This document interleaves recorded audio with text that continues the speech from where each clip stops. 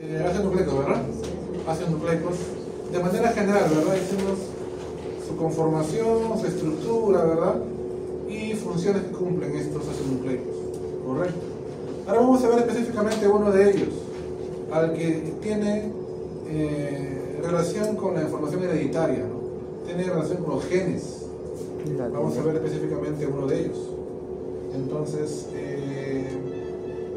semana 13, sesión número 13, vamos a, el día de hoy, identificar con claridad la importancia de la estructura y funciones de los ácidos nucleicos, pero específicamente hablando de esta molécula. ¿Cómo se llama esta molécula?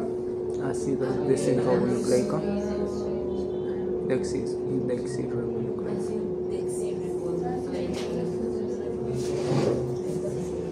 Hasta ahora nadie me dice lo correcto. ¿Cómo se llama esto? Adenosín.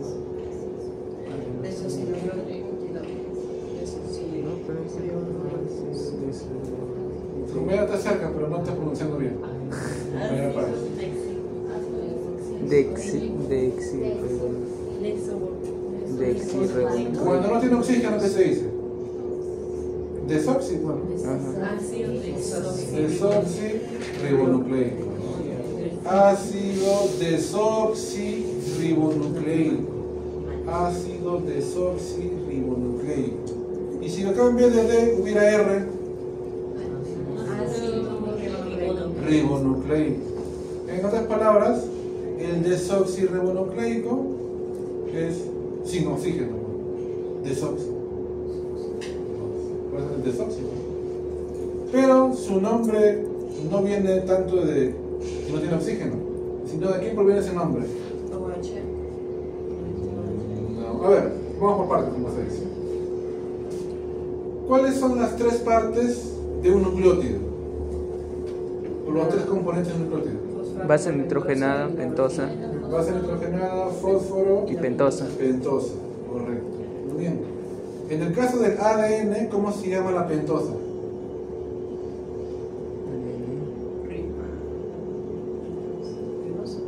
¿Ribosa? Desoxirribosa.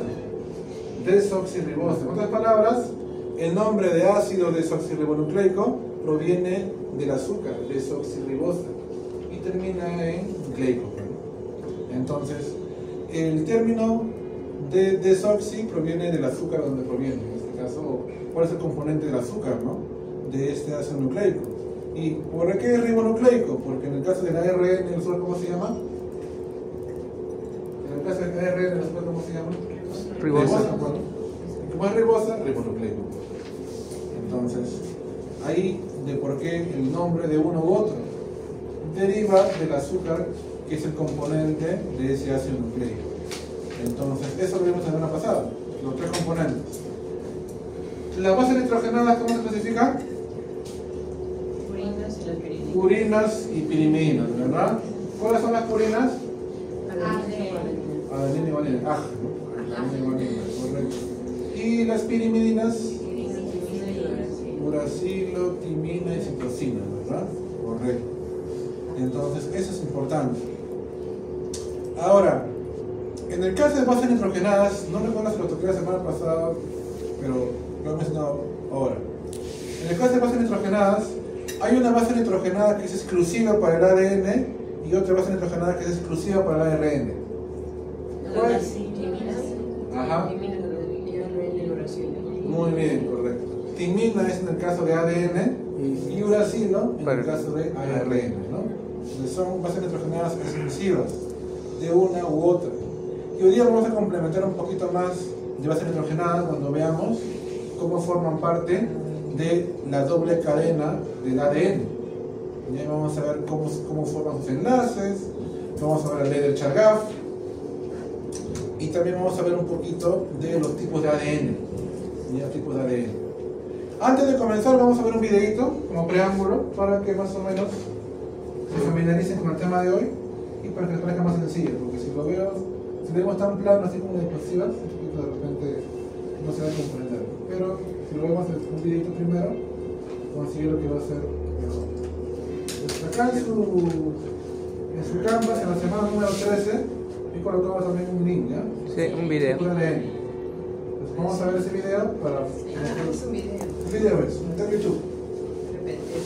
No, es un video. Entonces, este videito va a ser un preámbulo de la clase de hoy. Vamos a ver.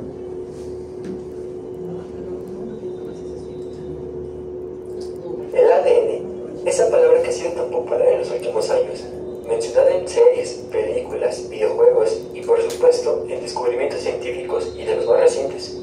Te apuesto que la primera imagen que se te viene a la cabeza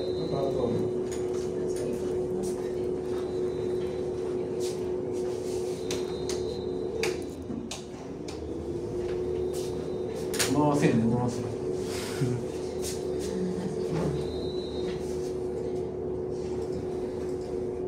cuando te mencioné ADN fue su famosa estructura. Sí, me refiero a la típica imagen de las cadenas en antisentido formando una estructura helicoidal con pequeñas uniones en el interior de su esqueleto. Y en efecto, estás en lo correcto si pensaste en ella. Pero, ¿cómo te quedaría si te dijera que no es la única forma que tiene? Y que en realidad actualmente sabemos de la existencia de otros dos tipos de ADN. El que tú recordaste, el que tú pensaste, es el ADNB. Pero además de este, existen otros dos tipos, el ADNA y el ADNZ.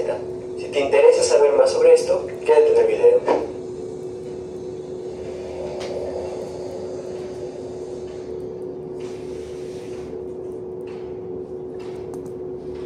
Pero, antes de entrar de lleno, primero veamos un poco de historia. Mediados del siglo XX. Para este punto, gracias a diversos experimentos de diversos científicos, ya se conocía la composición química de los genes. Me refiero a sus 4 bases nitrogenadas: adenina, guanina, citosina y timina. Haciendo uso de estas investigaciones, Chargaff concluyó tras analizar a varios seres vivos que las 4 bases nitrogenadas presentes en el ADN no se encontraban en cantidades iguales, por lo que su conclusión fue: adenina se tiene que unir a timina y la guanina con la citosina. Así es como llegamos a finales del año 1952.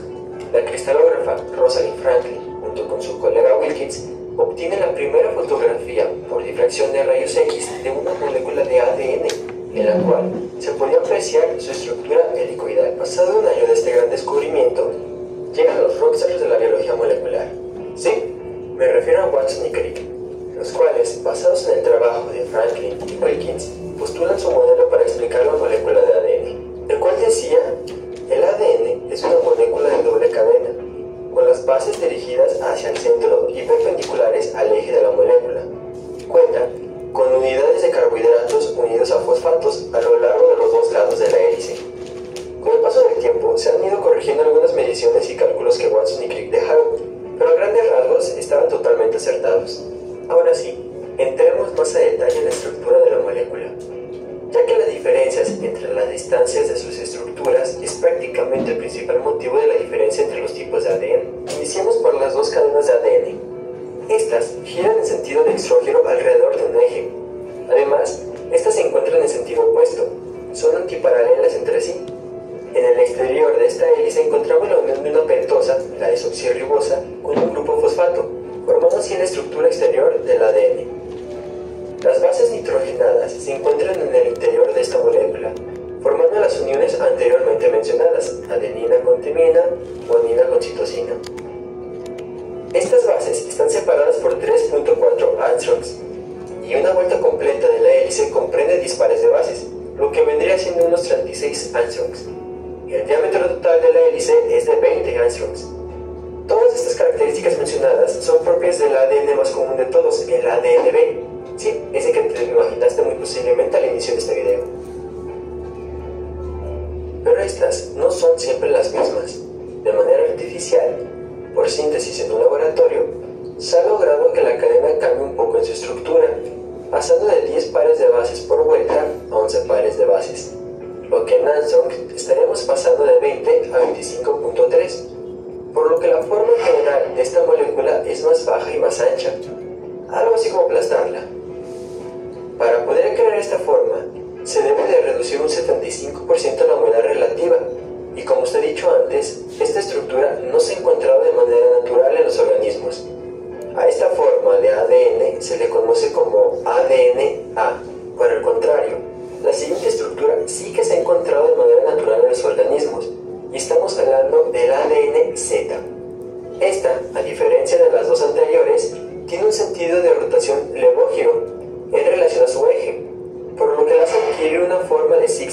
y de ahí su nombre, Z.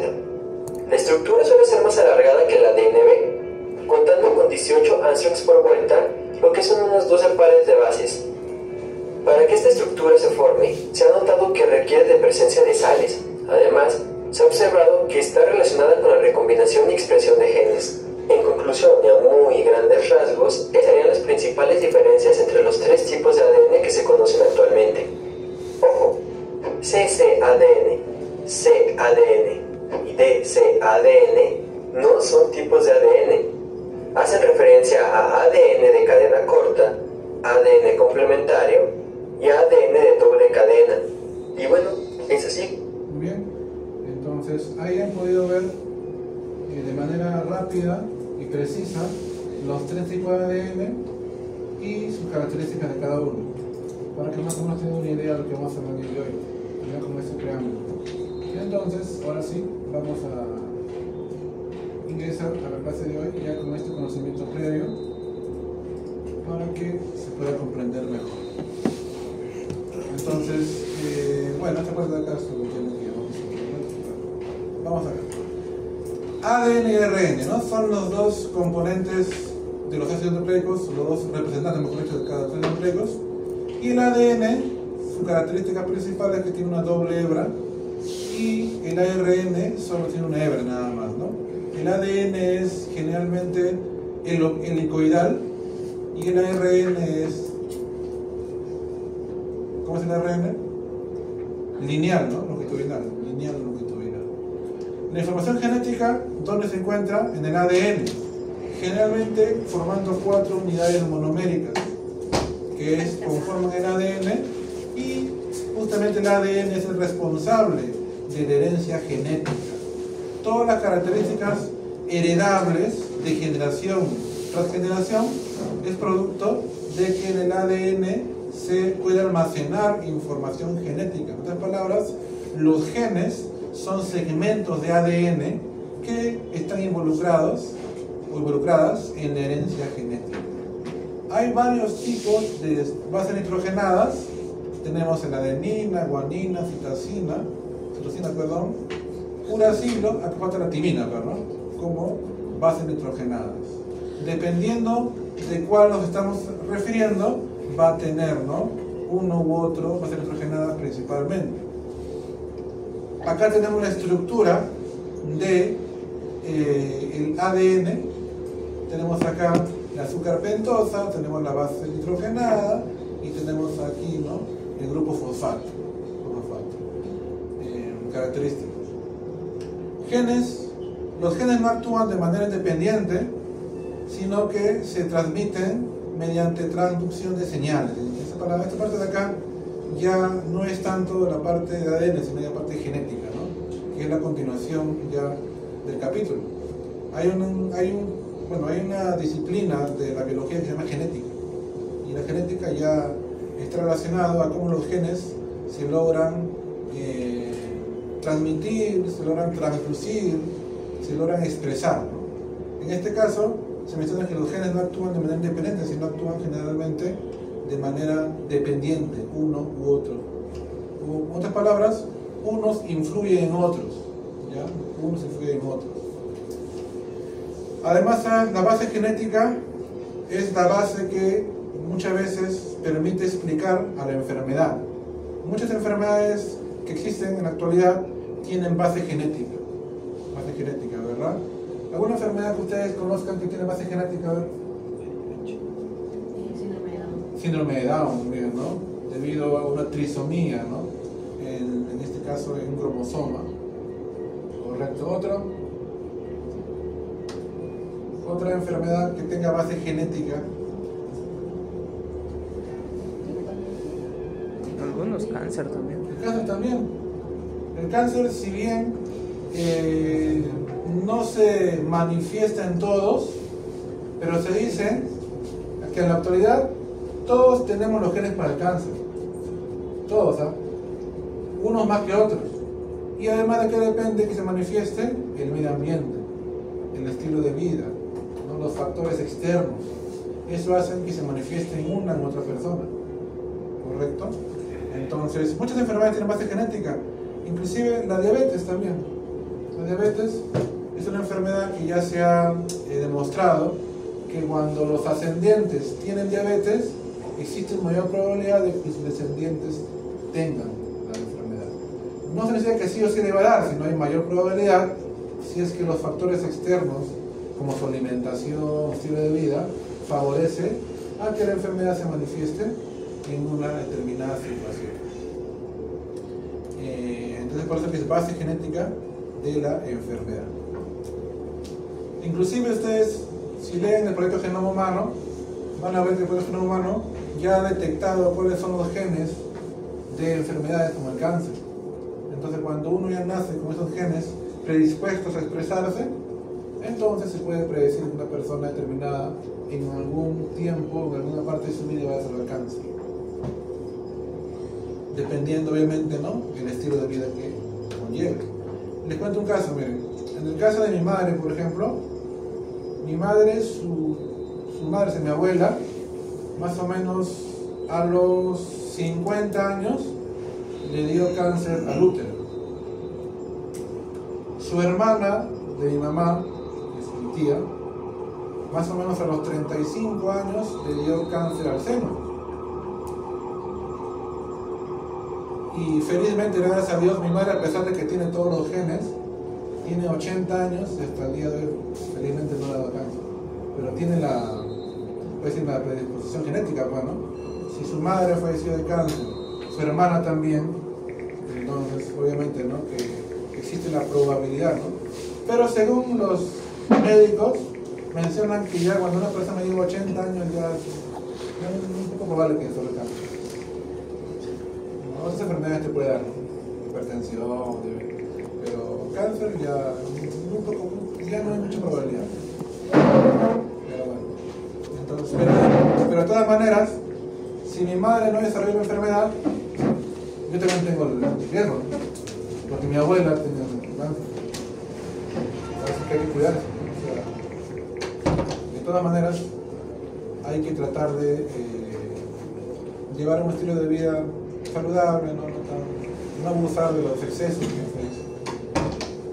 para no, se puede decir, avivar ese gen, ¿no?, que posiblemente tenemos y que pueda desencadenar, ¿no?, el desarrollo de una metaplasia. Entonces, el ADN, dependiendo qué base nitrogenada tenga de preferencia o de cantidad, puede ser un desoxiadenilato, si la base nitrogenada predominante es la adenina, un desoxiguanilato, si la base nitrogenada predominante es la guanidina, desoxicitidrato, si es que la base nitrogenada es la citosina, y timidilato, si es que la base nitrogenada predominante es la timina. Dependiendo de qué base nitrogenada predominante, el ADN puede tener estas nomenclaturas. Acá tenemos, miren, la estructura del ADN. En este caso tenemos una estructura de una cadena de ADN, una de las cadenas. Podemos ver que acá se encuentra, ¿qué será? Esto de acá. Es la guanidina, ¿verdad?, que es la base nitrogenada, la género, ¿no?, que es guanidina. Entonces la guanidina está unido, como mencionamos la semana pasada, al azúcar, en este caso, que es la desoxirribosa, y a su vez este azúcar también está unido al grupo fosfato, ¿verdad?, el grupo fosfato. Ahora, para que se forme un enlace y una comunicación entre ADN y otro ADN, entre nucleótido y otro nucleótido, tiene que haber un enlace llamado fosfodiéster, ¿verdad? El enlace fosfodiéster, correcto, que se da entre el azúcar, el OH del azúcar de uno con el grupo fosfato del azúcar del otro. Entonces, el OH del azúcar de uno, muy bien, 5,3. Menciona, ¿no?, esa unión. Y así, fosfodiéster, fosfodiéster, fosfodiéster, y así es como se van enlazando estos nucleótidos para conformar esta cadena que inicialmente es lineal, pero después, por complementariedad con la otra cadena que también se va formando, se genera una interacción una atracción, enlaces, puente de hidrógeno entre bases nitrogenadas, y hace que la estructura ya no sea lineal, sino sea helicoidal, ¿no? Helicoidal. Vamos a ver más adelante cómo eso se va formando, ¿no? Se va formando. Entonces, el esqueleto de polímeros, una cadena va en dirección 5 a 3 y otra de 3 a 5, ¿no? Son llamadas antiparalelas, complementarias y en sentidos opuestos, ¿no? Las dos cadenas. El contenido de ADN generalmente es utilizado para poder determinar el llamado código genético, ¿verdad? Ustedes de repente han visto en biología. Y con este contenido de ADN se puede ordenar en unidades el código genético. Las unidades de código genético que ustedes han visto en biología posiblemente sean las unidades A, B, C, D y Z, ¿no? Según el contenido de ADN que tenga cada unidad. Acá no voy a profundizar mucho porque esta parte de acá ya es parte de biología y no nos compete demasiado hablar, ¿no? Código genético, etc.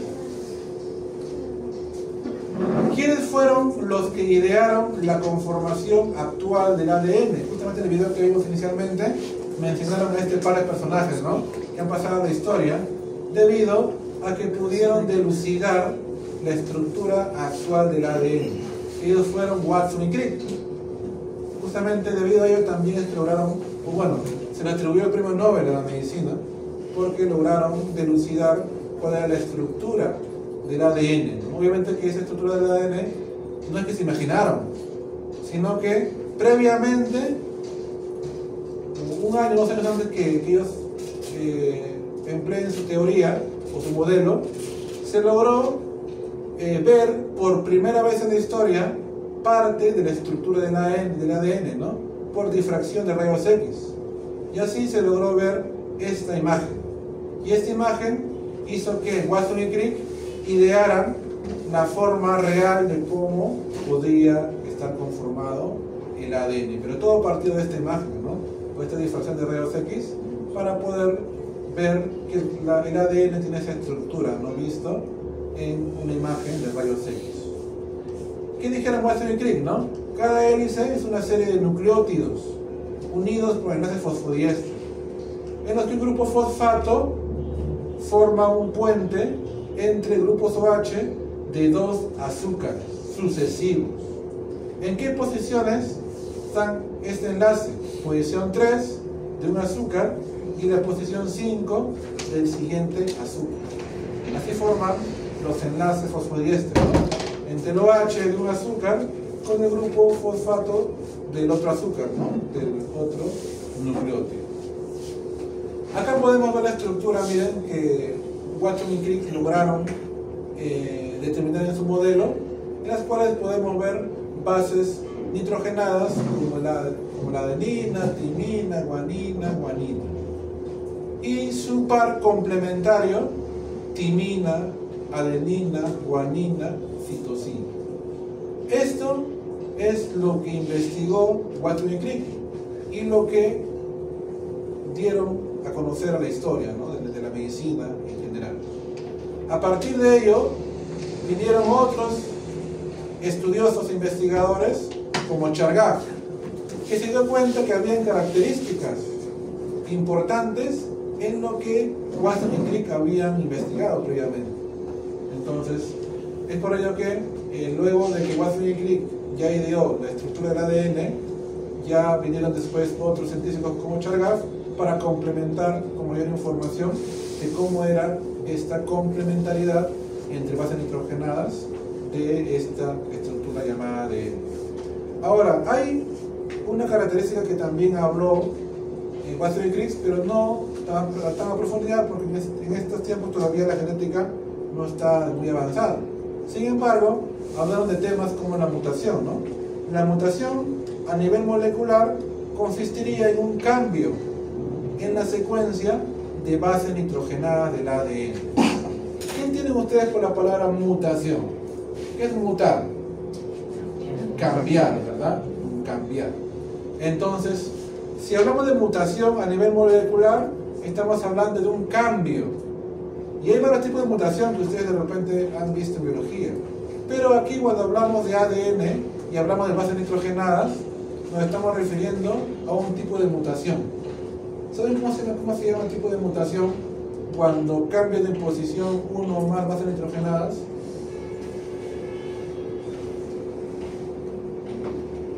Mutación puntual. Mutación puntual, ¿no? Porque hay mutaciones genómicas, hay mutaciones cromosómicas que ya son más, se podría decir, complejas. Pero cuando hablamos de mutación a nivel de bases nitrogenadas, estamos hablando de una mutación de tipo puntual. Entonces, esta mutación que podría haber en una secuencia de ADN es la posible causa de muchas enfermedades. Muchas enfermedades. Y una de las enfermedades que se explica por mutaciones de la secuencia normal de bases nitrogenadas es el cáncer, la neoplasia. Ya se ha demostrado que cuando esta secuencia normal hay una mutación de uno o más bases nitrogenadas, puede ocurrir dos cosas. Uno, que la célula muera por apoptosis, es decir, que el ADN al formarse mal hace que la célula se autodestruya. O que otras células como los glóbulos blancos, al ver que está deteriorado el ADN, lo destruyen por apoptosis. Pero hay otra consecuencia también, que la célula comience a reproducirse de una manera acelerada. En otras palabras, se convierte en una célula neoplásica. Y de ahí viene la neoplasia después, ¿no? Que pueden ser benignas o malignas. Benignas cuando obviamente no se propaga, y maligna cuando generalmente se logra propagar de órgano o tejido. Y de ahí viene el cáncer, pues, ¿no?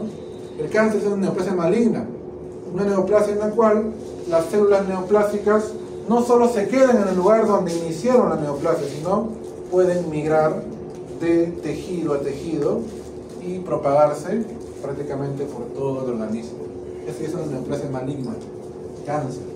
Una neoplasia benigna es cuando solo se coloca o se encuentra en una zona determinada, formando un bulto, ¿no? Que parece un bulto de grasa, pero es producto del crecimiento celular. Entonces, esas mutaciones pueden conllevar a ello.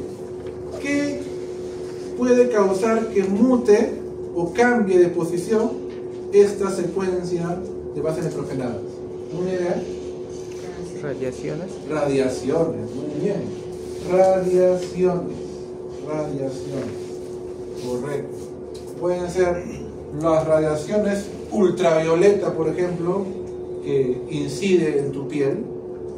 Pueden ser radiaciones de metales radiactivos o átomos radiactivos. Justamente estamos ahorita de moda, ¿no? Con lo que es las bombas nucleares. Si cae la bomba nuclear, puede ser que no mate al instante, pero la radiación te mata a largo plazo. Lo que ocurrió, por ejemplo, en Chernobyl, ¿no? En Chernobyl. ¿Cómo te refieres a la película? Bueno, la película es exagerada, ¿no? Pero bueno. Pero tiene que ver con la ciencia, ¿no? Cómo es que la radiación puede hacer mutaciones y cambios, ¿no? Bueno, ahí es exagerado, ¿no? Entonces, pero si ustedes han leído algo de historia, por ejemplo, en Hiroshima y Nagasaki, luego de que estallara la bomba atómica que Estados Unidos lanzó, hubieron gente que quiso vivir en ese mismo lugar. Es decir, una vez que explotó, de unos cuantos años quisieran volver a vivir ahí, y se dieron cuenta que las personas que comenzaron a vivir ahí comenzaban a desarrollar cáncer. ¿Por qué? Porque la radiación permanece años en la zona, no desaparece, ¿no? Se agota con el tiempo, pero permanece. Entonces la radiación así tiende a tener también, ¿no? Causar mutaciones a este nivel. También hay tóxicos que pueden causar también estas mutaciones, tóxicos, inclusive medicamentos también, hay medicamentos que también pueden causar. Por ejemplo, los antineoplásicos, pues, ¿no? Los medicamentos quimioterapéuticos, muchos de estos medicamentos quimioterapéuticos dañan el ADN de la célula cancerígena para que la célula cancerígena muera. O sea, su razón de ser es matar a la célula cancerígena dañando su genoma. Pero no es selectivo, ¿no? Saben que también hay células que no son neoplásidas que también mueren producto de quimioterapia en este caso. Bueno, entonces esta parte ya tiene que ver con la parte de herencia. Entonces, luego de que Watson y Crick idearon la estructura helicoidal del ADN, vino otro personaje muy importante, ¿no? Chargaff, ¿no? Chargaff estudió cómo estaban distribuidas las bases nitrogenadas en la doble cadena de ADN y puso su regla, ¿no? De Chargaff para el ADN de doble hélice, ¿no? Las dos hélices se mantienen unidas mediante puentes o llamados enlaces de hidrógeno, ¿no? Producidos entre las bases nitrogenadas de cada hélice. Entonces Chargaff en el año 1959 dio su regla, ¿no? Dijo, ¿no? La adenina de una hélice aparea o se une, ¿no? Con la timina de la hélice complementaria mediante dos puentes de hidrógeno. Además dijo, ¿no? Que igualmente la guanina de una hélice se aparea o se junta con la citosina de la complementaria. Acá mediante tres puentes de hidrógeno. Esto es la teoría central de la regla de Chargaff, ¿no? Adenina-timina con doble enlace y guanina-citosina con triple enlace. A partir de esa deducción se pudo realizar las demás reglas de Chargaff. A partir de esa inicial. Adenina-timina hay complementariedad, doble enlace, y guanina-citosina hay complementariedad, triple enlace. Y con eso se dio cuenta lo siguiente, ¿no?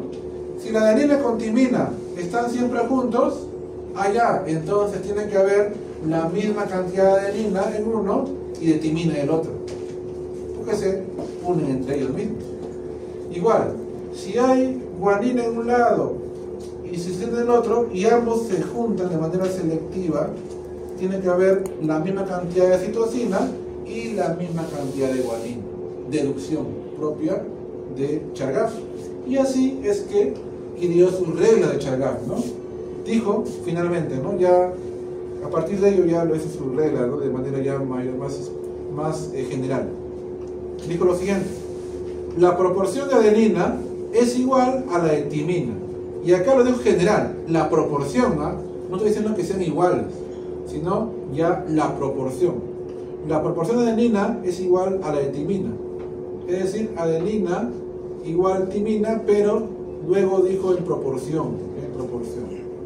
Y además, la relación entre adenina y timina es igual a la unidad. Es decir, adenina entre timina es igual a 1. Porque se mantiene que hay adenina y timina son iguales, ¿no? En proporción.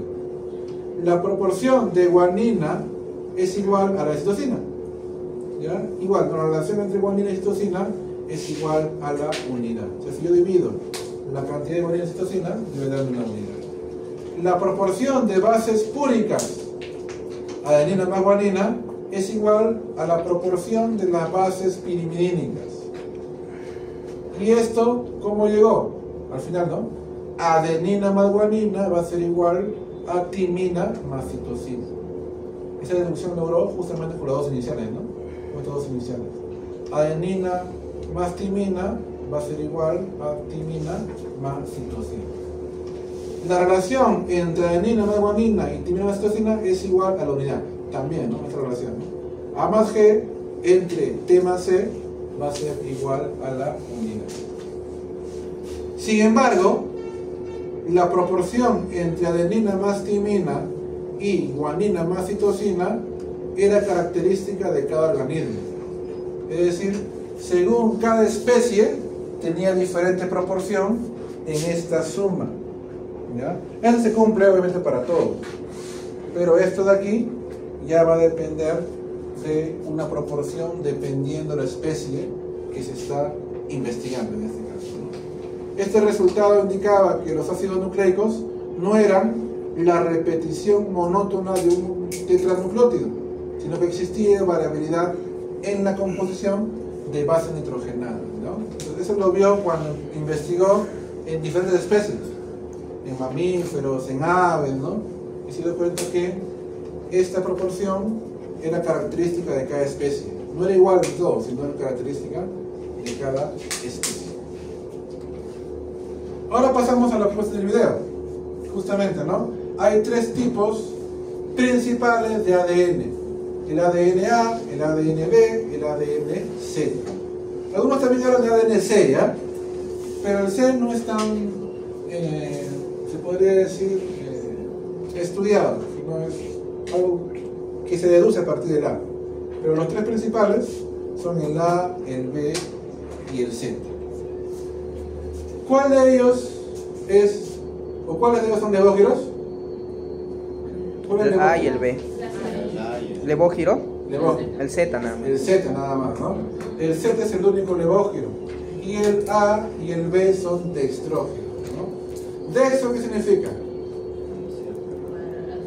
Para la derecha, ¿no? Sí. Derecha. Y levo, Para la izquierda. izquierda, ¿verdad? Correcto. Entonces, eso es como es que está, ¿no? El giro, ¿verdad?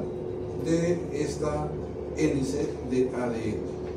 Entonces, ya hemos visto en el video también que las características va a depender, uno, de la longitud de los enlaces puente hidrógeno. Aquí en el caso del A, la longitud de enlaces de puente hidrógeno es mayor, porque hay mayores bases nitrogenadas, formando parte de cada vuelta. Al haber mayor número de bases nitrogenadas, tiende a ensancharse, y por eso es que tiende a ser más achatada la estructura de doble hélice del ADN tipo A, porque en cada giro hay una base nitrogenada mayor que el del B, debido a eso a que hay una longitud mayor de diámetro y por ende tiene una estructura más achatada que el ADN tipo B. Este ADN tipo B es el que habló Watson y Crick. Watson y Crick hallaron el ADN tipo B y describieron todas las características que anteriormente mencionamos. El ADN tipo Z es un ADN que también se encuentra en el ser humano, pero en una proporción menor, en determinadas características. Es muy parecido al B, pero es principalmente levógiro. Es decir, su giro va en sentido izquierdo, ¿no? Levógiro, a la izquierda. Acá vamos a ver características de ellos y también del C, ¿no? Que como lo mencioné, no es muy conocido, pero que también lo está mencionando en su diapositiva. El A, como mencionamos, es un ADN con 75% de humedad, es decir, la humedad ha bajado. A diferencia del B, miren que es 92, el 75% es del A. Cuando baja la humedad, entonces requiere de concentraciones de sodio, potasio, cesio como contraiones, ¿no? Y presenta 11 pares de bases por giro completo, a diferencia de él, ¿no? ¿Él cuántas bases tenía? ¿El B? 10, ¿no? 10. Él tiene uno más. Entonces, como tiene uno más, es debido a ello es que esta estructura tiende a ser más ancha y más chata, por ser una base nitrogenada mayor en el giro completo. Y el diámetro, miren, es de 23 angstroms, ¿no? Es interesante por presentar una estructura parecida a la de los híbridos ADN-ARN, ¿no? Y en las regiones también autoparamento ARN-ARN. Esta parte de acá lo han visto seguramente en la transcripción, cuando vieron síntesis proteína. ARN transferencia con el ARN de mensajero.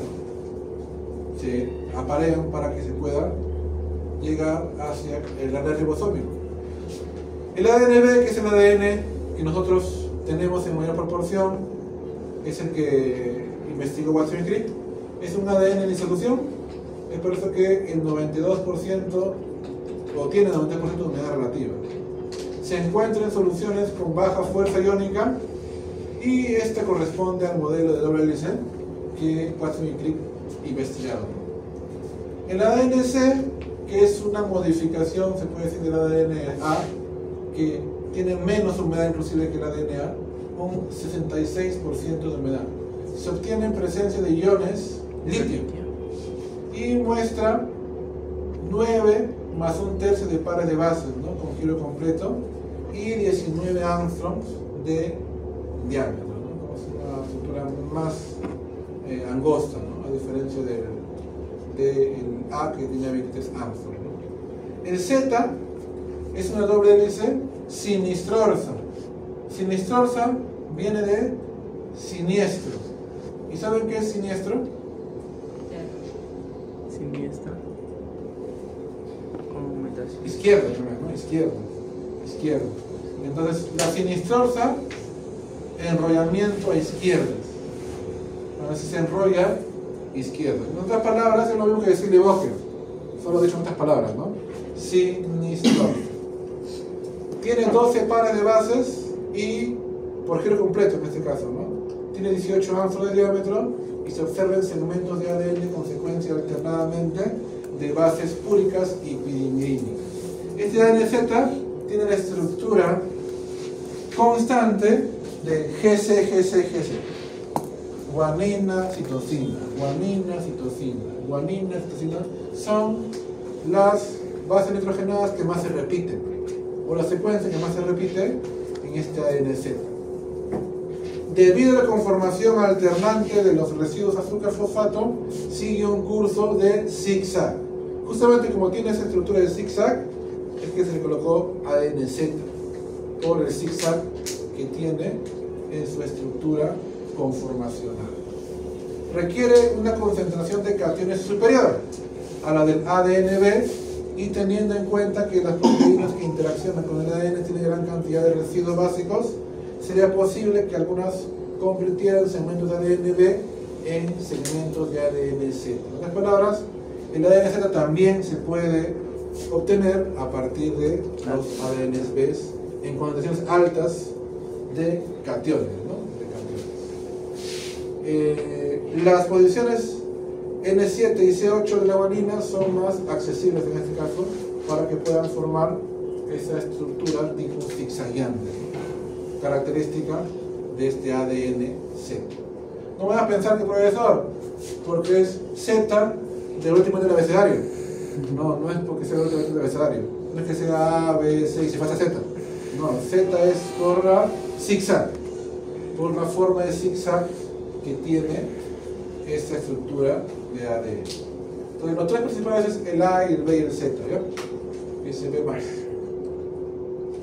Acá tenemos otros tipos de enrollamiento de ADN, pero no es lo común. Es algunos que se ven in vitro, en laboratorio, pero no es muy común a veces en seres vivos. Ya no es muy común. ADN con enrollamiento paranémico, que es un enrollamiento especial, ¿ya? Entonces, que no se ve demasiado, ¿no? Este tipo de enrollamiento. Bueno, tenemos este tipo de enrollamiento, no se puede separar, ¿no? Adecuadamente el ADN para hacer su replicación. ADN triple hélice, o también llamada ADNH, es decir, ¿no? El ADN común es doble hélice, ¿verdad? Esto es doble hélice, pero hay un tipo de ADN que no es común, pero se ha visto. ADN triple hélice, una hélice más, obvio. O también llamada ADNH. Estas solo se han visto in vitro nada más, es decir, en laboratorio. Y ADN cuadruplexo, o sea, 4 hebras de ADN, ¿no? 4 estructuras. In vitro también, ¿no? Se han obtenido cuartetos de guanina cuadruplexos unidos mediante enlaces tipo Holmstein, ¿no? Que es un tipo de enlace especial de fosfodiéster, ¿no? Empleando polinucleótidos que solamente contienen guanina. Entonces, cuando tienes polinucleótidos que solo tienen guanina, se forma este ADN cuadruplexo, y característico en estructuras ricas en adenina. Propiedades físico-químicas de los ácidos nucleicos. Los ácidos nucleicos tienen densidad generalmente característica. ¿De qué depende la densidad del ácido nucleico? Depende de la proporción o contenido de guanina más citosina. Y se dice que la densidad del ADN es mayor cuando la proporción de guanina más citosina es mayor. Pregunta, ¿por qué creen que cuando hay mayor cantidad de guanina más citosina, la densidad será mayor? ¿Cuál será la razón? Mayor tamaño, por ahí falta más especificidad. ¿Cuál será la razón de que si es que hay mayor cantidad de guanina más citosina, el ADN tiene mayor densidad? Primeramente, ¿la densidad de qué depende? La masa y el volumen. La masa y el volumen, el peso, ¿verdad? Ya, correcto. ¿Cuántos enlaces forma la guanina de citosina? Son 3. 3, ¿verdad? ¿Y la guanina timina? 2. 2. Ahí está la razón, ¿no? Si hay más guanina más citosina, hay 3 enlaces. A diferencia de la guanina timina, que son los 2 enlaces. Entonces, si hay mayor cantidad o mayor proporción de guanina citosina, va a haber mayor cantidad de enlaces puente hidrógeno. Y por ende va a haber mayor peso. Y finalmente, por eso es que es mayor densidad. ¿Ya ven cómo se puede relacionar de esa manera? Entonces, debido a que la guanina citosina tiene mayor peso porque forman mayor número de enlaces puente hidrógeno para unirse, ¿no? Uno de manera complementaria hacia el otro. Pero esto obviamente se tiene que demostrar, ¿verdad? Con un ensayo de laboratorio. ¿Quién fue el que demostró la densidad de ácidos nucleicos? Michelson y colaboradores en el año 1957, ¿no? Mediante la técnica de centrifugación en gradiente de densidad pudieron determinar la densidad de estos ácidos nucleicos, en este caso del ADN, ¿no? Bueno, esa parte de acá es simplemente para que conozcan cómo lo hizo. Esto obviamente que tiene que ver más con la parte de biología, no tanto con la parte de bioquímica, ¿ya? Y acá está cómo es que idearon, pues, ¿no? Paso por paso, por centrifugación, lograron realizar o determinar la densidad, ¿no? De este ADN. Varios pasos de centrifugación en gradiente con cloruro de cesio. Entonces acá está los paso por paso, ¿no? Acá está la hélice del ADN, ¿no? Se hace una primera centrifugación, se separa una parte, otra centrifugación, y así, paso por paso, cómo es que Michelson logró determinar la densidad de este ADN.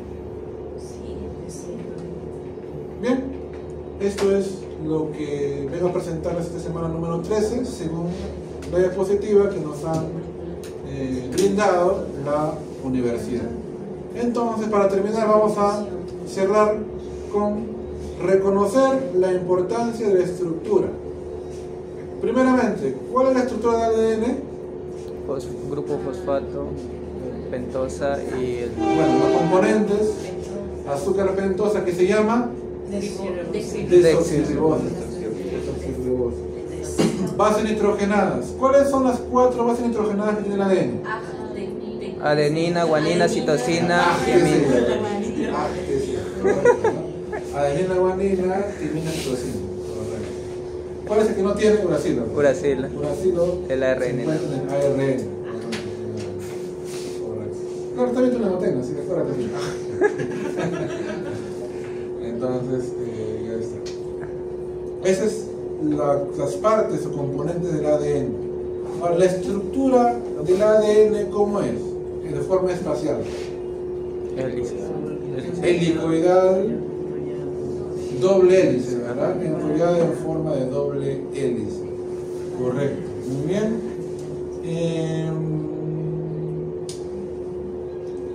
¿Cómo se llama el enlace que unen estos nucleótidos de ADN? Fosfodiéster. Si te hablo de nucleótidos, fosfodiéster. Si te hablo del enlace que unen dos bases nitrogenadas, Puentes de hidrógeno. No voy a confundirse, ¿ah? El enlace que une las bases nitrogenadas son puente de hidrógeno. en el enlace que une dos nucleótidos Es que es fosfodiéster. fosfodiéster, ¿no? Fosfodiéster. Muy bien. Entonces, ¿cuál es la complementariedad de las bases nitrogenadas? ¿Cómo se complementan? Cuando digo complementariedad, te digo, ¿no? Si hay uno, está el otro acá. ¿Quiénes son? Adenina, timina y guanina, citosina, ¿verdad? La adenina timina se une mediante ¿cuántos enlaces? 2 puentes de hidrógeno. 2 puentes de hidrógeno, ¿no? Y la guanina citosina se une por 3 puentes de hidrógeno. ¿Quién fue el que demostró eso? Chargaff, ¿no? Chargaff, con sus estudios, logró demostrar ello, ¿no? Que la proporción entre adenina timina es igual a la proporción de guanina más citosina, ¿no? Bueno, correcto. ¿Cuál es la función principal del ADN? Almacenar información genética y también transmitirla, ¿no? Almacena y la transmite también, ¿no? Es por eso que nosotros hemos obtenido información genética de nuestros padres. Nuestros padres lo tenían, almacenaron en ADN y después lo transmitieron en la fecundación. Cuando el huevo y cigote se juntaron, ahí compartieron la información genética del papá y la mamá y hubo una complementariedad, un crossing over en la meiosis que hubo un intercambio genético y salimos nosotros por esa combinación de genes de papá y mamá. Entonces esa es la función principal del ADN, ¿ya? El ADN principalmente. Ahora, hay enfermedades que pueden conllevar el ADN, sí. ¿Cuándo el ADN puede transmitir una enfermedad? ¿Cuándo el ADN puede desarrollar enfermedades? Cuando hay radiaciones o cuando hay... Ya, muy bien, cuando está expuesto a agentes externos, ¿no? Que puedan causar mutación a nivel del ADN. El ADN. Virus también puede causar mutación también. Ahí está el virus papiloma humano, ¿no? Característica, el virus papiloma humano. Entonces, agentes externos, radiaciones, ¿no? Medicamentos, tóxicos, son causantes de mutación, tipo puntual. En el caso que su compañera mencionó, en el caso del síndrome de Down, es una mutación tipo cromosómica.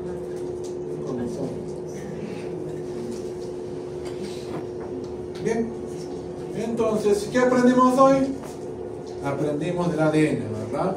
Aprendimos sus 3 partes, ¿verdad? Sus 3 componentes, ¿no? Azúcar pentosa, desoxirribosa, grupo fosfato y base nitrogenada. Aprendimos que el ADN tiene 4 bases nitrogenadas: adenina, timina, guanina, citosina. Aprendimos que hay 3 tipos de ADN, ¿verdad? ADN tipo A, tipo B y tipo C. También puede ser la C también, pero principalmente 3: A, B, C. ¿Cuál es el ADN más común del ser humano? La B. B, ¿verdad? ¿El B es destrógeno o levógeno? Dextrógeno. Destrógeno, ¿no?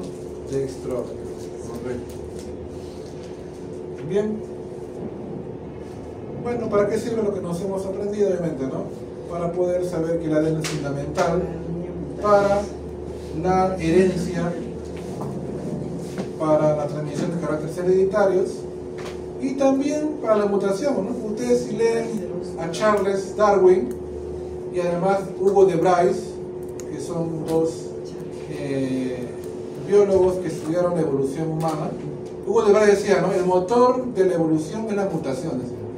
Es decir, para que haya evolución tiene que haber mutación. Y esa mutación tiene que llevarte a cambios beneficiosos a la especie. Para que ese cambio beneficioso haga que tenga una ventaja con el resto. Y lo contrario, hay mutaciones que son más bien perjudiciales, que hacen que pueda extinguirse algunas especies. ¿Por qué? Porque le da una característica que lo pone en desventaja de otros, ¿no? Y hace que pueda de repente extinguirse diferente de otros. Eso ya tiene que ver con la genética, ¿no? La genética las mutaciones, mutaciones favorables, mutaciones desfavorables, ¿no? Etc. A mí me gustó mucho cuando llevé genética en la universidad, me gustó. Inclusive estuve a punto de postular a una segunda carrera de genética y biotecnología. Luego dije, no. Mucho. Mejor una especialista, mejor estudio maestría. Me gustó mucho la genética. Me pareció una parte interesante de la ciencia. Y bueno, hay inclusive ingeniería genética, ¿no?